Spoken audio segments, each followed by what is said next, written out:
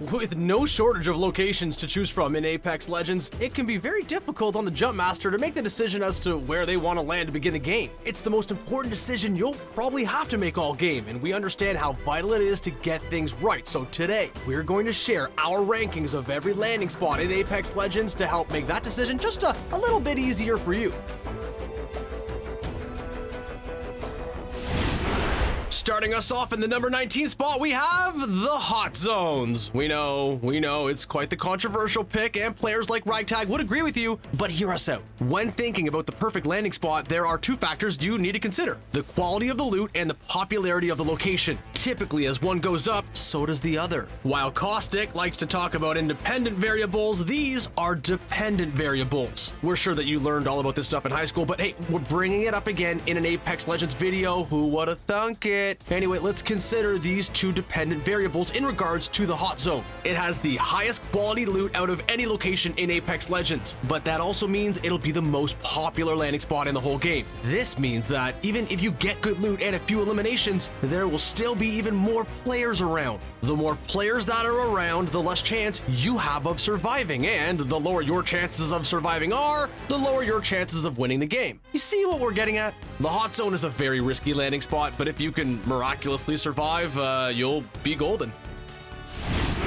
The Pit is one of the weirdest locations we've ever had the pleasure of visiting in Apex Legends. Sometimes you have a good experience here, like Hazard Dub, but that's typically not the case. Supposedly, and this is a big supposedly, the Pit is a high-tier loot zone. While this is technically true, since we usually get at least one epic or legendary piece of equipment here, Apex Legends is a 3-player game. The loot at the Pit is barely enough for one player, never mind 2 or 3. Even if you get an epic or legendary piece of gear, you might not have any use for it, and may even have to leave the area without a single weapon in your arsenal. Also, if 2 squads land there, then the one that lands later is doomed. Yeah, we think it's easily one of the most overrated locations in the game. After all, there's a reason why literally nobody lands here.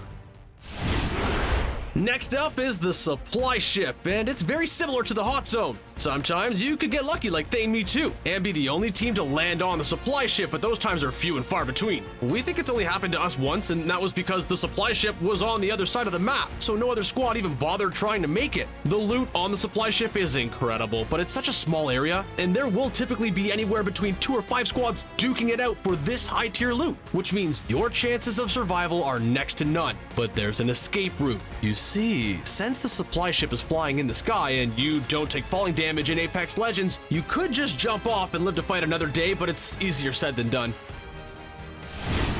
The Market is hands down one of the most overrated locations in the game. Sure, as Fuglet shows us, it's a great spot for a good old battle, but we have absolutely no idea why it's such a popular drop spot. It's actually mind-boggling to us. If we have to pinpoint one possible reason for its popularity, we'd say it's because there's a lot of loot. It's not good loot, but there's a lot of it, so you could get a good arsenal together before leaving the area. The thing is, so many squads land there, so it's a bunch of players duking it out over low-tier loot. That's a situation to avoid at all costs, and it's the outlier to the whole dependent variable thing that we talked about earlier. We can't remember one time we landed on Market, got excited over the loot we picked up, and then ended up winning the game. It just doesn't happen ever. The Hydro Dam, what unrated 7, and we here at CBR like to call the poor man's repulsor. It's right next to the repulsor, but the loot at the Hydro Dam is so much worse, it's actually frightening. Oftentimes, landing here just resulted in gunfights over trash loot, and then players from the repulsor crossing the bridge and then third-partying everyone fighting over this awful loot. The amount of times this has happened to us is actually shocking, and it made us realize that, you know what? The Hydro Dam is terrible. The only reason it's higher than the Market is because it's surrounded by higher tier loot zones. Other than that, it's worse in every way and has terrible cover. We'd recommend staying away from this location if you know what's good for you. The bridges are one of the most popular landing spots in the game, and it makes a lot of sense on the surface, but once you get into the specifics of the location, it becomes clear that it's actually not that great. FWCG might love the location, but us? Yeah, not so much.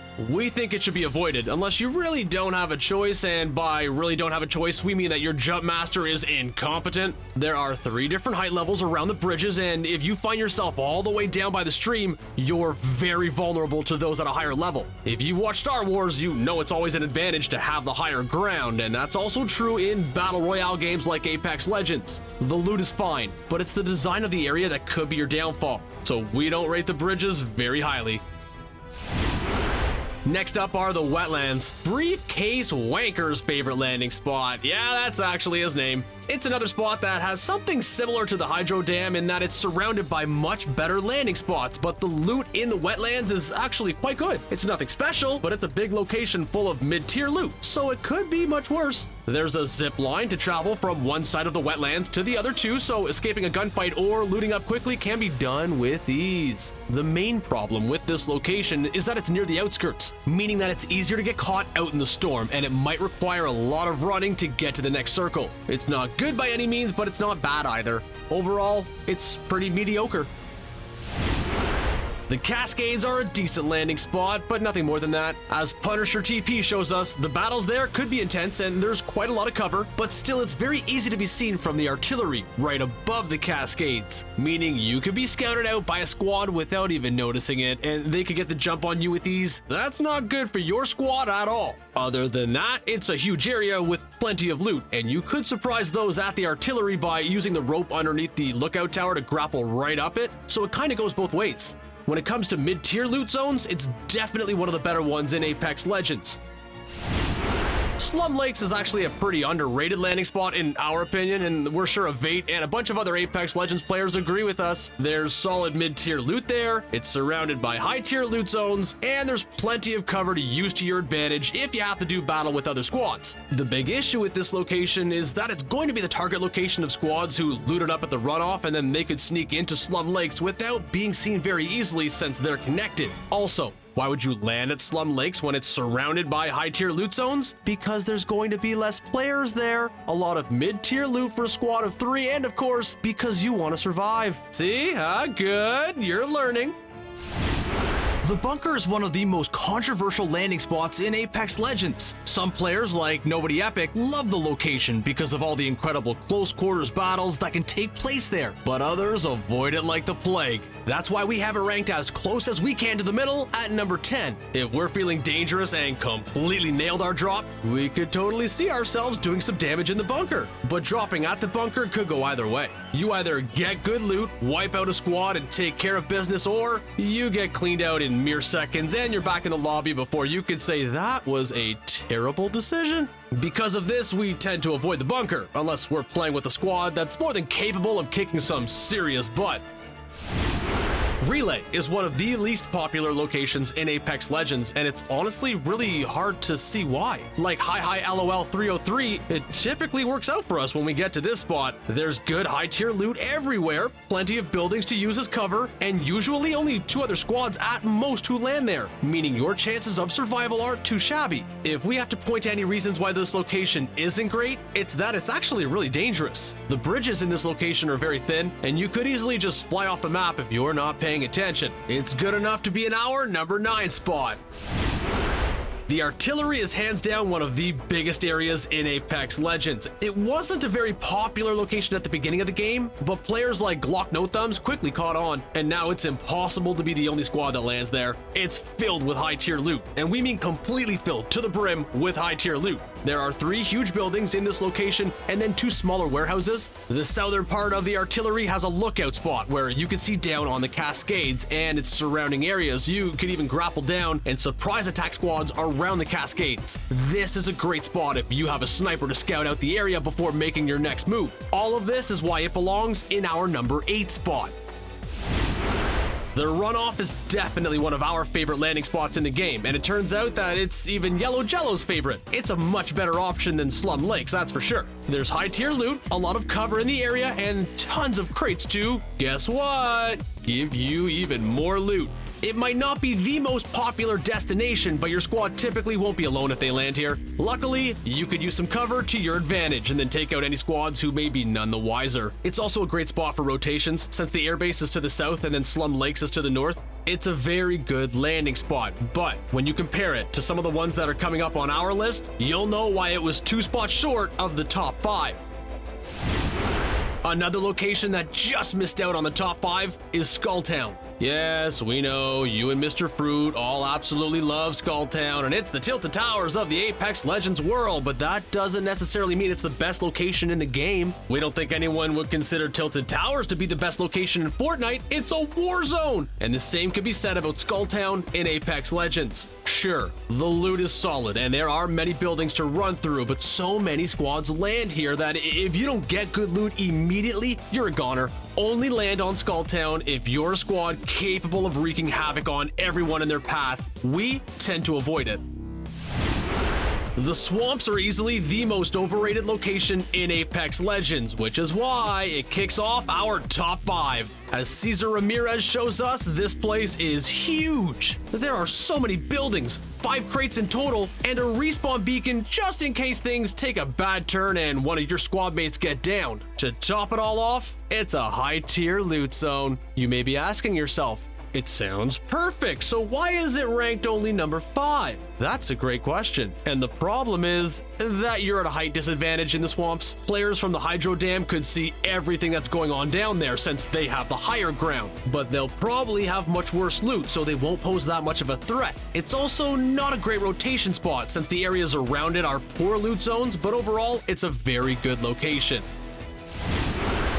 It's finally time to start talking about the Thunderdome, making an appearance in our number 4 slot, and a well-deserved appearance it is. Max Raleigh has gotten into his fair share of fights in the Thunderdome, and wait, his name is Max? And there's a place known as the Thunderdome in the movie Mad Max? Well, ain't that a weird coincidence? Anyway, back to the point. The Thunderdome is certainly one of the most interesting locations in the game, and a very popular one at that. Right at the center of the location is a bunch of floor loot, and there's pretty much always a piece of epic or legendary equipment there, not to mention the rest of the area. You could grapple up to higher ground where there's even more loot and a great vantage point to surprise other squads or just scout out the area. If only it was less popular, then it would be in our top 3.